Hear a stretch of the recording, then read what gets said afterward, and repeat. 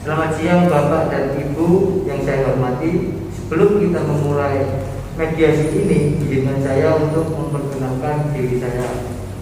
Nama saya Muhammad Jaulham SH. Saya sebagai mediator yang telah dipilih oleh Bapak dan Ibu sekalian dalam perkara perdata nomor 168 garing PDT-G garing 2022 PN-PBL. Selanjutnya saya berikan kesempatan kepada Bapak dan Ibu sekalian untuk memperkenalkan diri masing-masing terlebih dahulu. Perkenalkan, nama saya Ahmad Idin Hanif. Saya di sini sebagai penggugat. Perkenalkan, nama saya Nabila Syafan Benenia. Saya di sini sebagai kuasa hukum penggugat. Perkenalkan, nama saya Akmi Roro Dana Mukrisin. Saya di sini sebagai tergugat 1. Perkenalkan, saya Ahmad Farhanudwi. Saya di sini sebagai tergugat 2. Baiklah, jika begitu, dikarenakan Bapak dan Ibu sekalian sudah bersedia mengikuti proses mediasi ini, maka mari kita langsung saja. Pertama-tama saya ingin menjelaskan bahwa mediasi yang ditempuh saat ini tidak lain merupakan cara penyelesaian sengketa melalui proses perundingan untuk memperoleh kesepakatan para pihak dengan dibantu oleh mediator. Hal ini sesuai dengan pada peraturan Mahkamah Agung nomor 1 tahun 2016 tentang mediasi di pengadilan. Manfaat dari mediasi adalah untuk menyelesaikan sengketa secara lebih sederhana, cepat, dan biaya ringan, sesuai dengan kebutuhan dan kepentingan, serta tetap menjaga hubungan baik. Wajib Bapak dan Ibu ketahui bahwa pada dasarnya mediasi ini bersifat tertutup kecuali ibu-ibu berkehendak lain, dan proses mediasi berlangsung paling lama 30 hari sejak penetapan perintah melakukan mediasi. Adapun saya sebagai mediator merupakan pihak netral yang membantu para pihak dalam proses perundingan guna mencari berbagai kemungkinan penyelesaian sengketa tanpa menggunakan cara yang memutus dan memaksakan sebuah penyelesaian.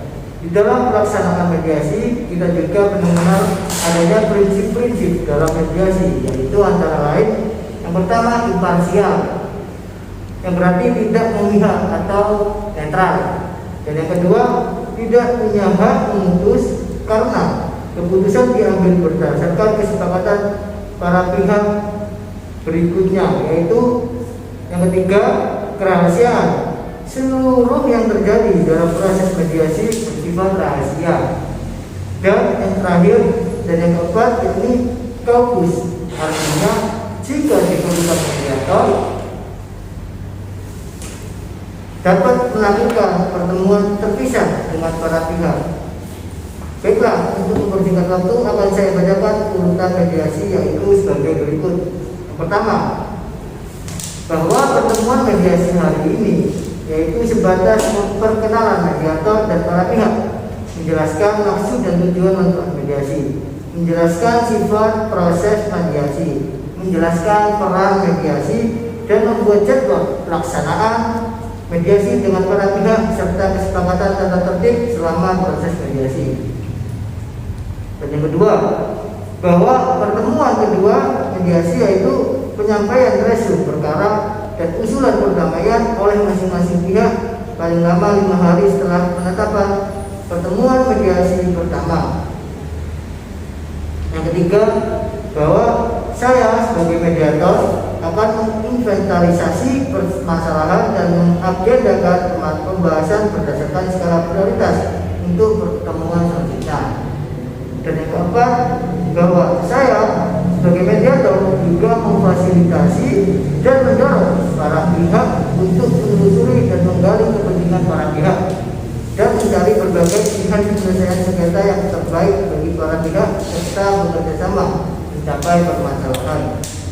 Dan yang kelima, apabila proses mediasi mencapai kesepakatan, maka kesepakatan tersebut dituangkan dalam kesepakatan perdamaian dan para pihak dapat memilih kesepakatan perdamaian akan dikuatkan dengan akta perdamaian atau mencabut gugatan. Baiklah, apakah Bapak dan Ibu mengerti terkait pelaksanaan mediasi ini atau perlu saya ulangi menjelaskan lagi? Sudah jelas Pak. Bagaimana? Mengerti. Baik, karena Bapak dan Ibu sudah mengerti, maka saya menentukan jadwal terkait pertemuan kedua mediasi. Apakah para pihak keberatan jika pertemuan kedua mediasi dilaksanakan pada hari Selasa tanggal 23 September 2022 pukul 10 tempat ruang mediasi Pengadilan Negeri Surabaya? Tidak Pak. Pada pertemuan kedua mediasi akan dilaksanakan penyampaian resum perkara dan usulan perdamaian para pihak.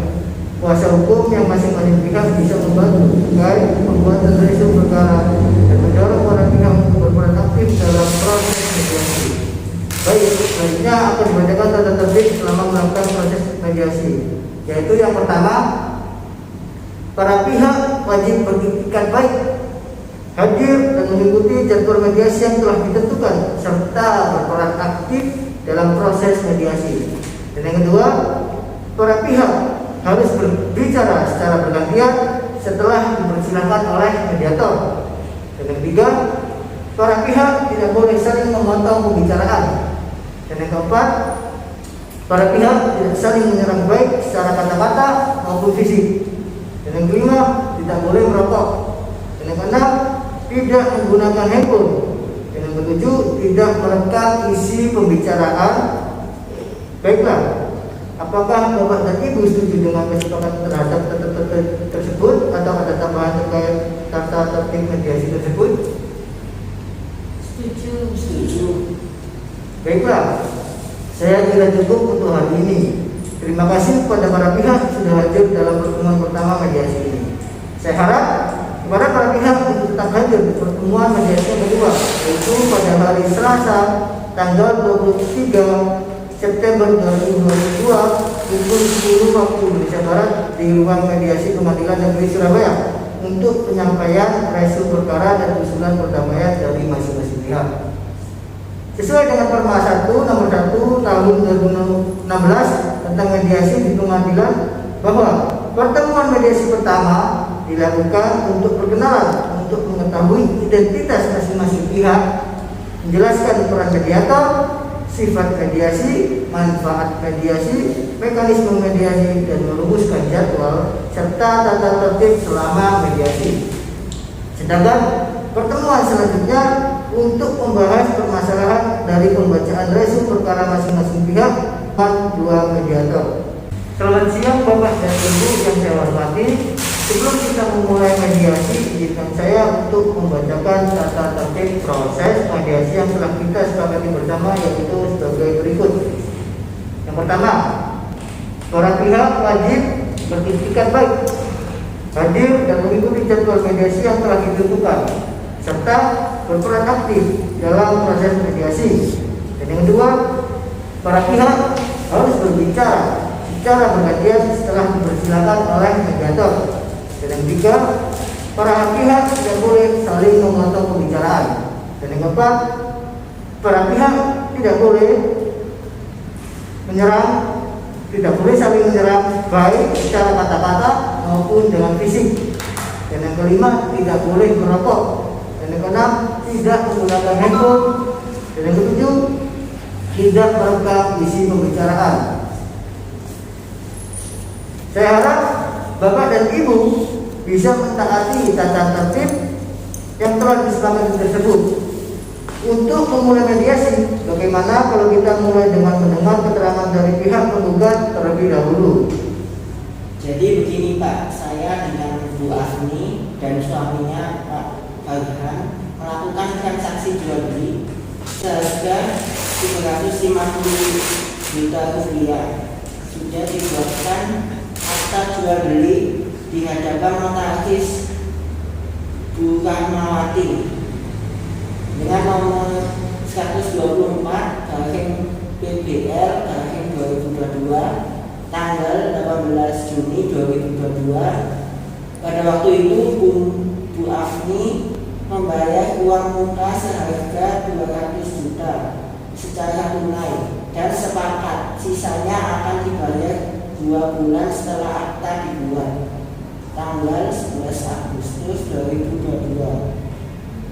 Bu Afni dengan suaminya membayar sisa membayarkan pelunasan dengan memberikan 2 lembar cek. Minta tolong kepada kuasa hukum untuk memberikan fotokopi 2 lembar cek tersebut dan akta jual beli, serta sekaligus meminta untuk menjelaskannya. Jadi pada tanggal 11 Agustus 2022, Bu Afni dengan Pak Farhan membayar sisa pembayaran atau pelunasan dengan memberikan 2 lembar cek, yaitu sebagai berikut. 1.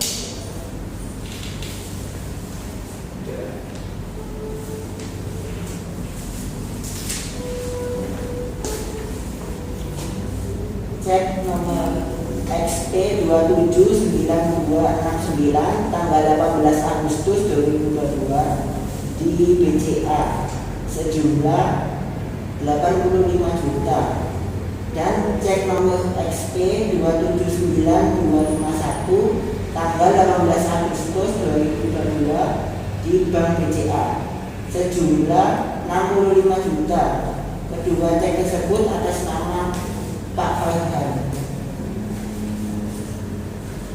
Setelah seminggu pelunasan, saya cairkan 2 lembar cek tersebut di Bank OCBC NISP Sidoarjo, akan tetapi pihak bank mengatakan ditolak karena rekening itu telah ditutup. Jadi saya langsung menghubungi Bu Maulidia. Setelah seminggu pelunasan, saya cairkan 2 lembar cek tersebut di Bank OCBC NISP Sidoarjo. Akan tetapi pihak bank mengatakan ditolak karena rekening itu telah ditutup. Jadi saya langsung menghubungi Bu Afni. Akan tetapi Bu Afni seolah selalu menghindar dari saya. Seolah Bu Afni tidak beritikat baik kepada saya. Dan setelah Bu Afni bisa ditemui, Bu Afni justru mengatakan tidak benar dan rekening tabungan Digo atas nama Pak Farhan masih aktif. Jadi karena saya merasa tidak adil dan dirugikan di sini, maka saya dengan kuasa hukum saya mengajukan gugatan. Kalau boleh tahu, objek dari transaksi antara Bapak dengan Ibu Afni dan suaminya Bu Afni itu apa ya? Rumah milik saya terletak di Kelurahan Mangun Harjo, Kecamatan Karyoso, Kota Probolinggo. Sertifikat hak milik seluas 265 meter. Jadi kalau boleh saya simpulkan bahwasanya Pak Farhan rumah milik saya yang terletak di Surabaya, sertifikatnya hak milik, yaitu seluas 265 meter. Jadi kalau boleh saya simpulkan bahwa Pak Hani dengan Bu Afni beserta suaminya juga telah melakukan perjanjian pengikatan jual beli terbukti dari fotokopi akta yang saya terima, yaitu dengan objek rumah di Surabaya, Kecamatan Wonocolo, Kota Surabaya, dengan sertifikat hak milik 2.232 luas 265 meter kubik. Tahap pembayaran dilakukan 2 kali, yaitu uang muka sebesar 200 juta rupiah, dan tahap kedua yaitu 2 lembar cek masing-masing nominalnya 85 juta rupiah dan 65 juta rupiah. Akan tetapi saat dicairkan 2 lembar cek tersebut tidak bisa karena dinyatakan tabungan giro ditutup. Benar begitu penggugat? Benar Pak. Lalu solusi apa yang Bapak Hani inginkan dari mediasi ini? Seperti yang saya katakan tadi bahwa saya merasa tidak adil dan dirugikan atas transaksi jual beli ini. Karena cek yang Bu Afni dan Pak Farhan berikan tidak bisa saya cairkan. Sedangkan ternyata sudah menerima SHM dan sedang proses penggantian nama. Di sini saya akan menjelaskan maksud dari Bapak Anif bahwa kami ingin mengajukan usulan perdamaian sebagai berikut. Yang pertama, bahwa Bu Afni dan Pak Farhan mengakui kesalahannya dan tulus meminta maaf kepada Bapak Anif. Yang kedua, bahwa Bu Afni dan Pak Farhan melunasi sisa pembayaran sebesar 150 juta rupiah. Pada saat mediasi, para pihak yang berperkara harus lebih aktif dalam penyampaian permasalahan. Sedangkan peran dari kuasa hukum yaitu membantu para pihak melaksanakan hak dan kewajiban, menyampaikan penjelasan hakim, mendorong para pihak untuk aktif, membantu mengidentifikasi kebutuhan kepentingan dan usulan penyelesaian sengketa, merumuskan rencana dan usulan kesepakatan perdamaian serta menjelaskan kewajiban kuasa hukum mediator. Benar Pak, begitu Bapak Hanif? Iya. Baiklah, selanjutnya saya persilakan kepada Ibu Afni dan Bapak Farhan untuk menyampaikan permasalahannya. Baik, terima kasih kesempatannya. Memang benar saya dan suami saya melakukan transaksi jual beli dengan Bapak Hanif, dan benar bahwa telah dibuatkan akta jual beli seperti yang dikatakan oleh Pak Hanif, yaitu di hadapan notaris Buramawati Esa .MKN dengan nomor 124 PBL 2022 tanggal 18 Juni 2022. Saya telah membayar uang muka harga 200 juta rupiah secara tunai. Saya membayar sisanya dengan suami saya dengan memberikan 2 lembar cek seperti yang telah dikatakan oleh penggugat. Bisa dibacakan terkait 2 lembar cek tersebut? Itu cek nomor SP 2009-269 tanggal 18 Agustus 2022 senilai 85 juta, dan cek nomor 279251 pada tanggal yang sama itu juga sejumlah 65 juta rupiah, dan kedua cek tersebut atas nama saya.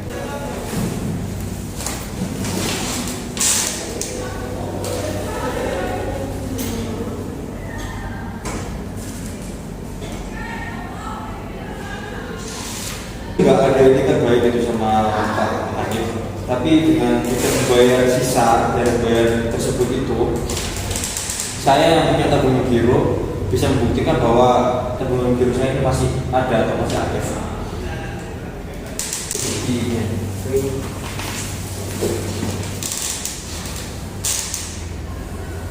Lalu, mengapa ada pernyataan dari pihak bank yang menyatakan tabungan giro milik Pak Farhan itu?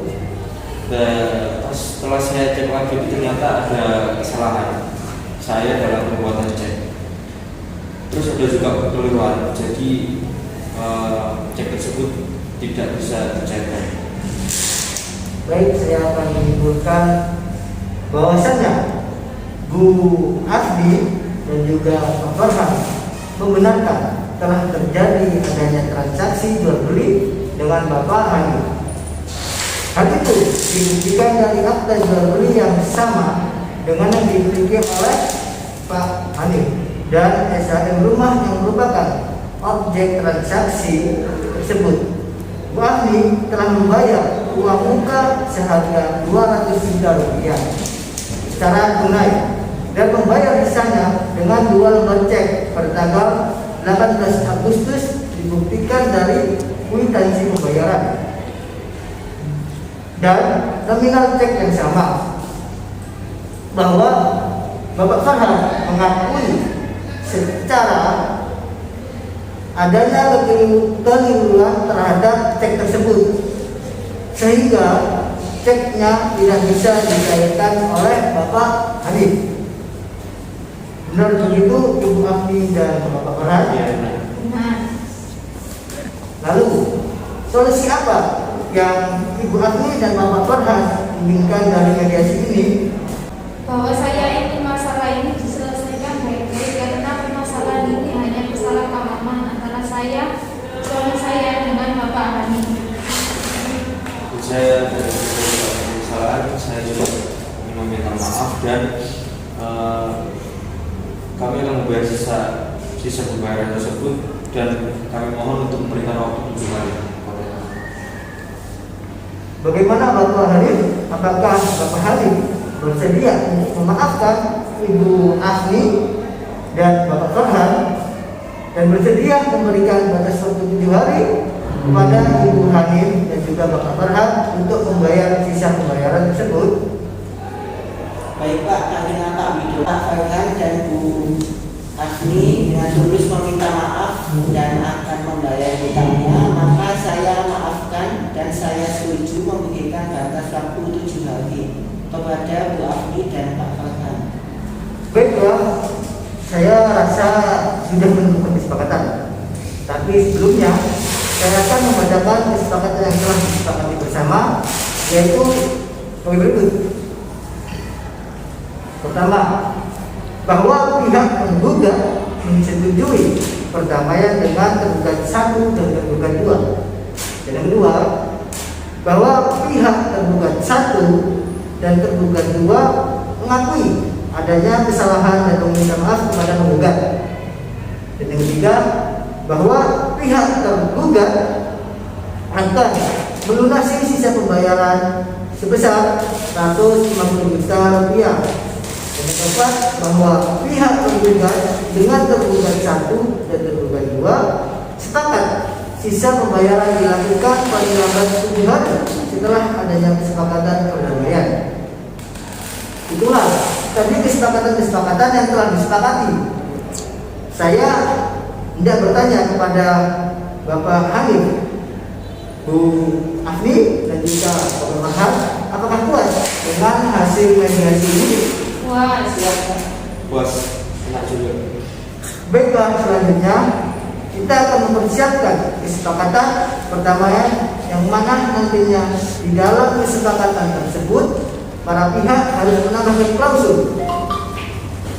Apakah kesepakatan perdamaian ini dikuatkan dalam akta perdamaian atau hanya kesepakatan perdamaian saja?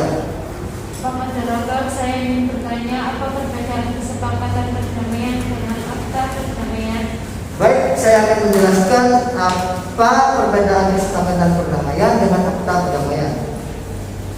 Apabila ada kesepakatan perdamaian, maka pihak penggugat yaitu Pak Halim mencabut gugatan dan kesepakatan perdamaian tersebut mengikat kedua belah pihak yaitu Pak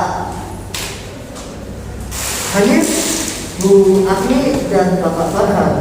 Apabila kesepakatan perdamaian dikuatkan dalam akta perdamaian, maka memiliki kekuatan eksekutorial dan sama halnya dengan putusan hakim yang mempunyai kekuatan hukum tetap. Apakah Bapak Halim, Bu Agni dan Bapak Farhan mengerti atau perlu saya ulangi kembali? Mengerti, Pak Moderator. Saya beri waktu 2 menit kepada Bapak Halim, Ibu Agni dan juga Bapak Farhan berdiskusi terkait kesepakatan perdamaian ini dikukuhkan ke akta perdamaian atau tidak. Baik, bagaimana Bapak Halim? Apakah Bapak Halim ingin menguatkan kesepakatan perdamaian ke akta perdamaian? Iya, saya ingin mengukuhkan ke akta perdamaian. Bagaimana dengan Ibu Agni dan juga Bapak Farhan? Saya juga ingin dikukuhkan ke akta perdamaian. Kesepakatan perdamaian dibuat oleh mediator dan ditandatangani oleh kedua belah pihak dan mediator.